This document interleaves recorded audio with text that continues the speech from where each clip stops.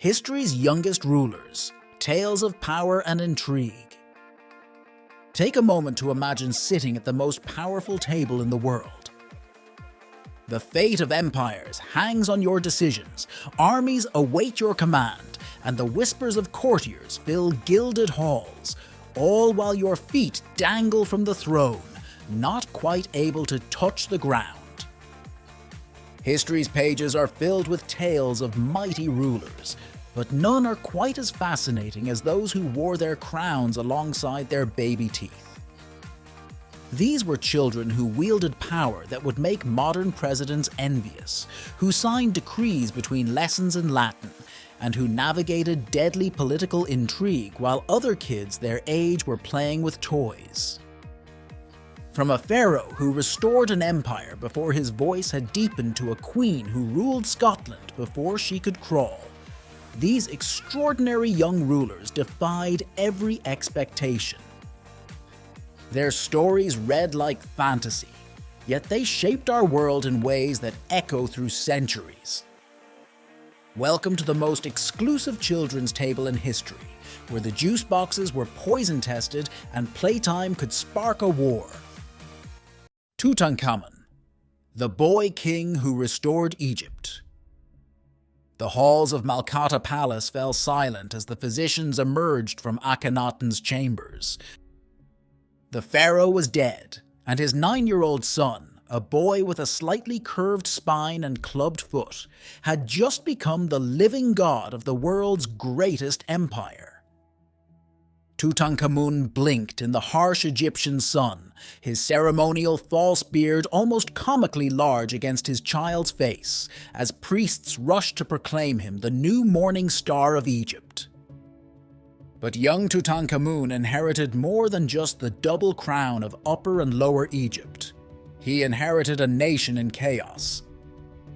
His father Akhenaten's religious revolution had torn Egypt apart, replacing thousands of years of tradition with the worship of a single deity, the sun disk Aten. Temples lay abandoned, their priests stripped of power. Ancient gods were defaced, their names chiseled from monuments. The common people, who had always relied on their local deities for protection and prosperity, whispered prayers in secret and waited for change. The boy king's advisors, particularly the influential General Horemheb and the elderly Vizier Ai, recognized their opportunity. Here was a malleable young pharaoh who could be guided toward restoring the old ways. Yet surviving records hint at something more interesting, a child ruler who showed surprising agency in navigating between extremes. Tutankhamun's first decree, carved when he was barely tall enough to see over the palace writing desk, began the delicate process of religious restoration. He reopened the temples, but without the violent backlash many expected against his father's supporters. The scale of his restoration was staggering. Over 1,000 statues of the god Amun alone were commissioned during his reign. The young pharaoh moved the capital from his father's purpose-built city of Akhetaten back to the traditional power center of Thebes. With each decision, he balanced on a knife's edge between tradition and stability, reform and reconciliation. All while his advisors jockeyed for power behind the scenes, and foreign powers probed Egypt's borders for weakness. What makes Tutankhamun's story particularly poignant is how it ended, not with the grand achievements of a long reign, but with the sudden death of a teenager who had barely begun to rule in his own right. Recent DNA analysis and medical imaging reveal a young man suffering from multiple congenital conditions, who likely needed a cane to walk and who died, probably from complications of a broken leg, combined with severe malaria around age 19. The stunning treasures found in his tomb, the gold death mask, the elaborate canopic jars, the thousands of precious objects, weren't originally meant for him. They were rushed together when he died unexpectedly, many of them recycled from other royal burials. Yet they've made him the most famous of all pharaohs, while obscuring his real achievement, a child who guided Egypt back from the brink of chaos with wisdom that belied his years. In the end, perhaps the most remarkable thing about Tutankhamun's reign isn't that he ruled so young, but that he ruled so well. In an era when child kings were often mere puppets, he somehow managed to chart his own course between extremes, healing a divided nation while barely old enough to have begun his education.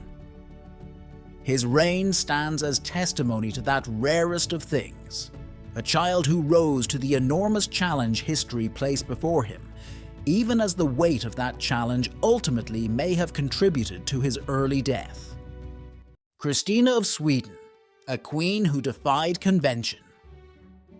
In the bitter winter of 1632, as cannon fire echoed across German battlefields, 6-year-old Christina of Sweden received news that would change her life. Her legendary father, Gustavus Adolphus, had fallen in battle. The king who had transformed Sweden into a European superpower now left his crown to a small girl who preferred boys' clothes and who had already earned the nickname Girl King for her precocious intelligence and willful nature. Sweden had never seen anything quite like Christina. While other royal children spent their days learning proper etiquette, she demanded to be educated like a prince. Her daily schedule would have exhausted a university professor. She rose at 4 a.m. for fencing practice, followed by Greek lessons, astronomy, politics, and philosophy.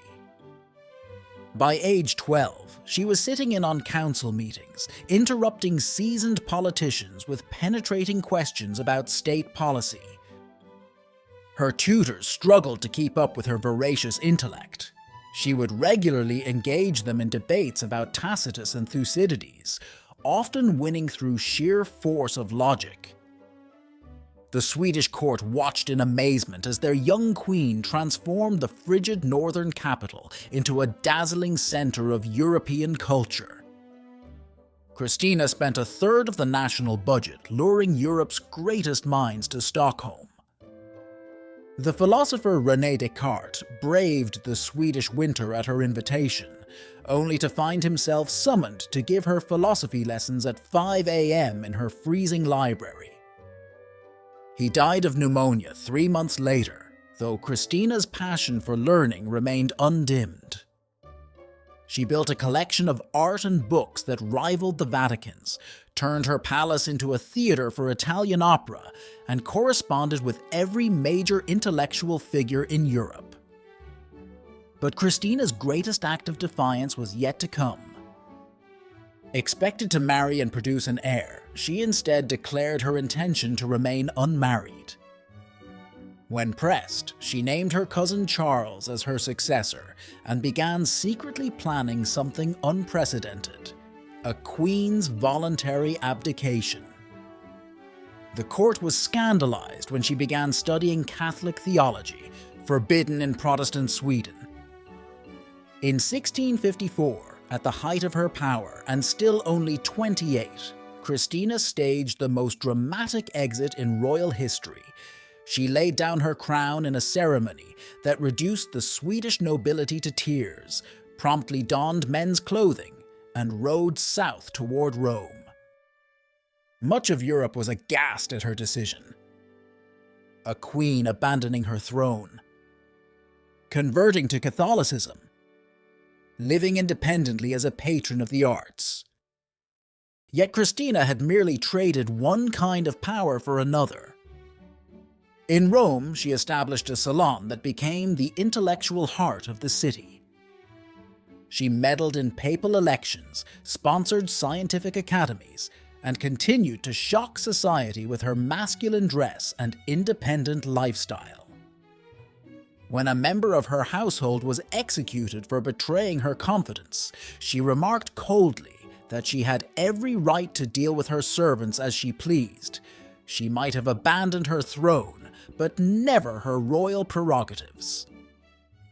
Christina's reign represents a unique moment in history, a time when a girl refused to accept the limitations placed on her gender or her intellect. She transformed herself from a northern barbarian princess into one of Europe's most sophisticated cultural leaders through sheer force of will. While other monarchs of her era are remembered for wars and political marriages, Christina created something rarer. A space where intellect mattered more than birth or gender, where philosophy and art could flourish even in the shadow of the 30 Years' War. She remains proof that sometimes the most powerful act a ruler can perform is to reject power itself, at least on anyone else's terms but their own. The tragic tale of Puyi, China's last emperor. On a cold November morning in 1908, palace eunuchs burst into a nobleman's residence in Beijing, snatching a 2-year-old boy from his bed. The terror of that midnight journey gave way to something even more surreal. By sunrise, toddler Puyi sat upon the dragon throne, successor to a 2000-year imperial legacy. The dying Empress Dowager Cixi had chosen him with her last breath, perhaps her final act of political manipulation. She would not live to see the consequences of placing an empire in the hands of a child who still wore diapers. Life in the Forbidden City twisted reality into shapes no child could comprehend. 1,000 eunuchs attended his every whim. When Puyi cried, trembling servants would be beaten. If he wanted to learn his alphabet, 50 teachers would compete for the honor. He rode a bicycle through priceless Ming vases, fed live sparrows to his goldfish, and tortured eunuchs for entertainment. Not from cruelty, but because no one had ever explained to him that servants were human beings. The outside world crashed through the Vermilion Walls in 1911. Sun Yat-sen's revolution swept away the Qing dynasty, yet through a peculiar political compromise, Puyi retained his title and palace. He became a monarch without a mandate, an emperor who ruled only the Forbidden City while a new republic governed China. Each morning he performed ancient ceremonies for an empty throne room. Each night he retreated to his private quarters where he found comfort in his newest obsession, modern technology. He installed telephones throughout the palace, though they connected to nowhere. He demanded automobiles, though he had nowhere to drive them. His English tutor, Reginald Johnston, arrived in 1919, offering the teenage emperor his first glimpse of the world beyond the palace walls. Johnston found a young man who could recite complex Confucian texts, but had never learned to tie his own shoelaces. Who possessed absolute power within his palace walls, but couldn't comprehend the concept of money. Who ruled the Forbidden City like a god, but trembled at the thought of crossing its threshold. The fiction of imperial power couldn't last. In 1924, warlord Feng Yuxiang marched his troops into Beijing. Puyi fled the Forbidden City with only a few suitcases, stuffed with gold bars but not a single change of clothes. At 18, he experienced true freedom for the first time, only to discover he had no idea how to live as a normal person. He couldn't dress himself, didn't know how to open a door, they had always been opened for him, and was terrified of the world beyond his palace walls. Reality proved harsher than any imperial ceremony.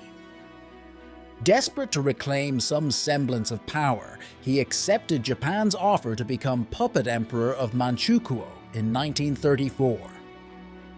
It was a devil's bargain that would lead him through World War II, Soviet captivity, and eventual re-education under Mao's communist regime. The last emperor of China ended his days as a gardener in the Beijing Botanical Gardens, tending plants with the same hands that had once held the fate of millions. Puyi's story reads like a dark fairy tale, the toddler emperor who grew up in a golden prison, surrounded by wealth beyond imagination, but starved of normal human contact. His tragedy wasn't just the loss of an empire, but the warping of a child's soul by absolute power and absolute isolation. When he finally gained his freedom, he discovered that the real world had no place for an emperor who had never learned to be human. Mary, Queen of Scots, a life of power, tragedy and legacy. The wind howled through Linlithgow Palace on December 14, 1542, as a tiny girl, not yet a week old, became Queen of Scots. Her father, James VI, had just died of fever, or perhaps of despair after his army's devastating defeat by the English. The infant Mary's first crown fitting took place in her cradle, while nobles plotted around her and foreign powers sharpened their knives. She would spend her entire life trying to live up to a crown she had never asked for and could barely remember receiving. Henry VIII of England, the baby queen's great-uncle, immediately set his sights on the vulnerable Scottish throne. His rough wooing of Scotland, a campaign of burning and pillaging designed to force Mary's marriage to his young son Edward, sent the infant queen fleeing from castle to castle. By age 5, she had already survived 2 assassination attempts and 1 kidnapping plot. The Scottish nobles, desperate to protect their young queen, made a bold decision. They sent Mary to France, betrothed to the future French king Francis II.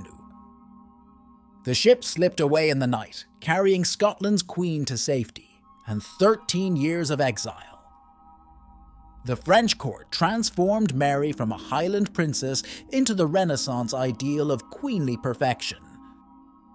She learned to speak 6 languages, play 3 instruments, and dance like an angel.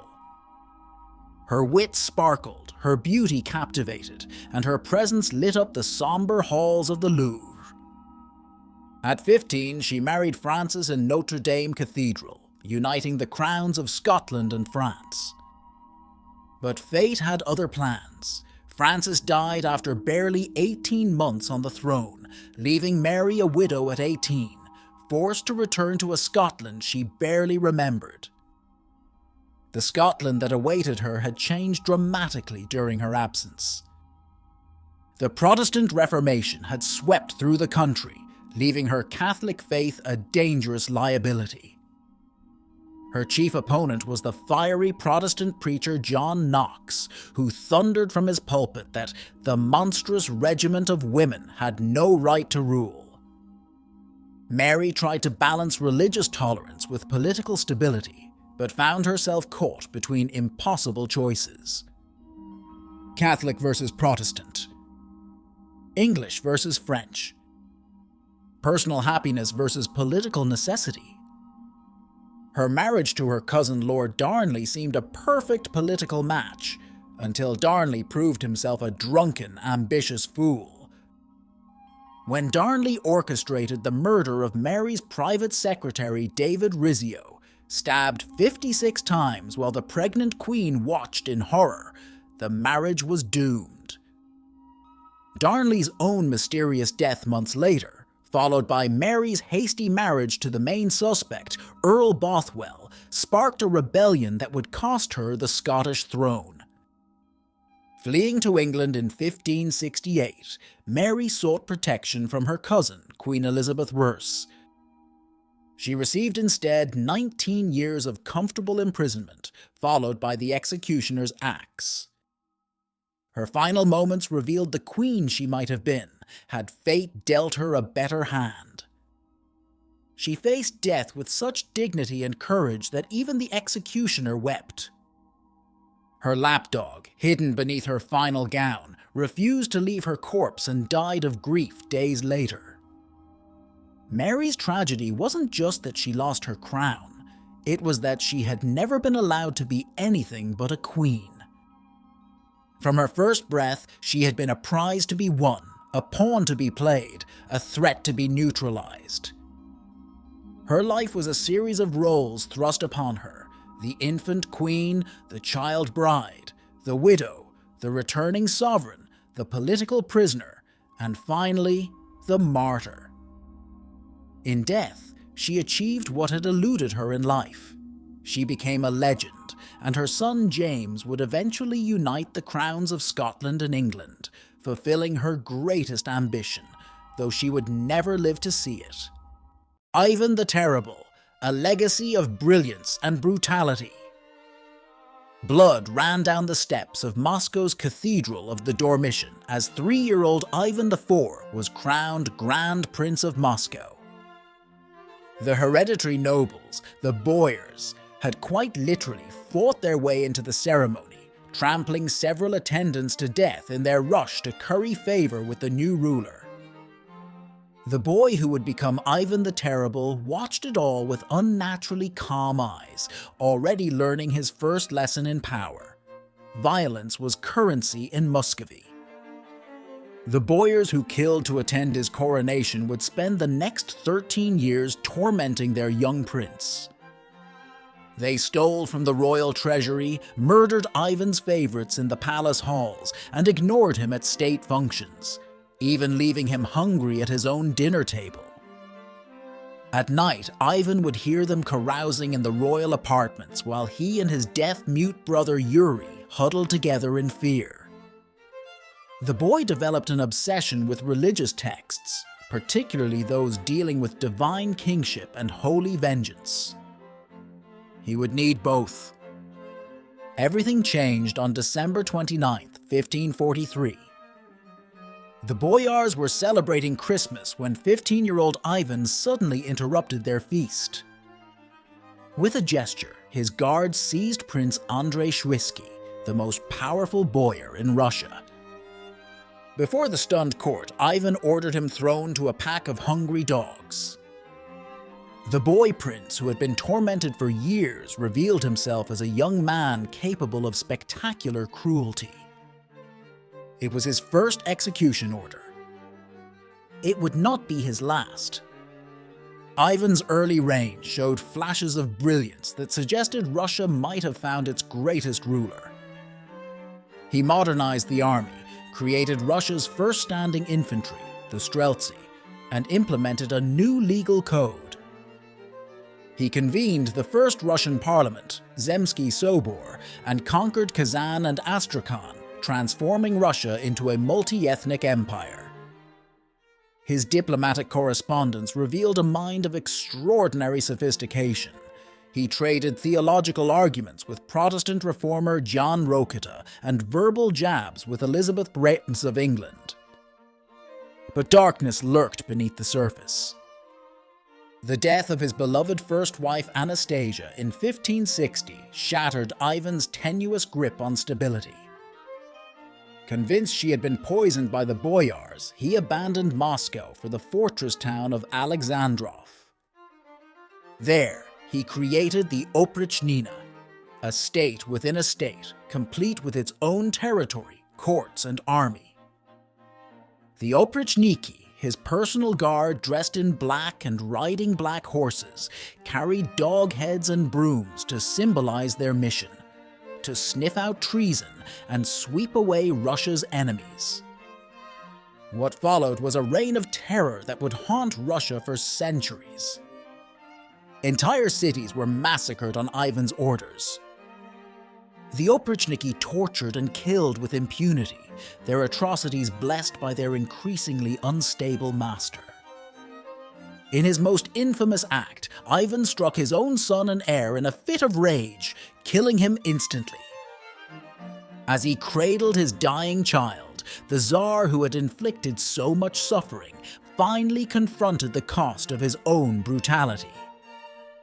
Yet even at his worst, Ivan never lost his intellectual brilliance. He built Russia's first printing press, wrote complex theological treatises, and composed haunting religious music that is still performed today. He was both a pioneering ruler who dragged Russia toward modernity and a paranoid tyrant who nearly destroyed it. His personal library, lost after his death, was said to contain magical manuscripts and texts from the Library of Constantinople, hinting at the Renaissance that might have been had madness not claimed him. Ivan's tragedy was not just that he became terrible, it was that he had shown such promise before his fall. The boy who had survived the boyar's torments grew into a man who inflicted worse torments on others. His reign marked both the birth of Russia as a great power and its descent into autocratic terror, a pattern that would repeat throughout Russian history. In the end, he died playing chess, his mind clear enough in his final moments to arrange for his soul's salvation, but not to undo the damage his demons had wrought upon his nation. The paradox of power. Lessons from history's youngest rulers. History's throne room has always reserved a special seat for its youngest rulers, though it rarely proved a comfortable one. The stories of these 5 extraordinary children reveal a peculiar truth about power. It knows nothing of age, yet everything of circumstance. Their tales, spanning 3 continents and nearly 2 millennia, offer a window into what happens when the most absolute authority meets the most unfinished soul. Power, we discover, is a peculiar teacher. It can accelerate childhood into a blur of adult decisions, as it did with Tutankhamun's religious reforms and Christina's intellectual revolution. Or it can arrest development entirely, creating the strange paradox of Puyi, a man who reached adulthood without ever growing up. The crown creates its own gravity, bending not just the lives of those who wear it, but the very nature of childhood itself. Yet perhaps the most striking lesson from these young rulers' stories is how rarely they were allowed to be truly young. Their decisions shaped empires, but they did so in a world that treated them as vessels for adult ambitions. Behind each child ruler stood an array of regents, advisors, and power brokers, each with their own agenda. Some of these children, like Christina, eventually seize control of their own destiny. Others, like Mary, spent their entire lives trying to escape the plots that had been laid around their cradles. The modern world has largely abandoned the practice of child monarchs, viewing it as a relic of less enlightened times. Yet these stories resonate beyond their historical moment, raising uncomfortable questions about power, responsibility, and the price of destiny. They remind us that greatness, when it appears, respects no boundaries of age or experience. More importantly, they reveal that the true measure of a ruler lies not in when they came to power, but in what they chose to do with it. In the end, each of these children faced the same fundamental challenge: how to carry a weight that would crush most adults. Some, like Tutankhamun, rose to the occasion with surprising wisdom. Others, like Ivan, were broken by it in ways that would devastate nations. Their successes and failures, triumphs and tragedies all point to a fundamental truth: power may make history, but it's humanity, in all its brilliant, flawed complexity, that shapes it. As we close the book on these extraordinary lives, we might wonder what they would make of each other's stories. Would Christina have recognized in Mary a kindred spirit of intellectual freedom? Would Tutankhamun have seen in Puyi a reflection of power's gilded prison? Would Ivan have understood in all of them the same desperate search for control that drove his own reign? We'll never know. But in their collective story, we find something universal: the eternal struggle between the person and the crown, between the child and the ruler, between what is and what might have been. These 5 children, thrust onto history's greatest stage before they could fully comprehend its scope, remind us that power's greatest paradox may be this: those most capable of wielding it are often those who never sought it in the first place. Their stories, remarkable as they are, represent only a fraction of history's young rulers. Yet in their triumphs and tragedies, their wisdom and their folly, they offer a unique perspective on the nature of power itself, and the extraordinary resilience of those called to bear its weight before their time.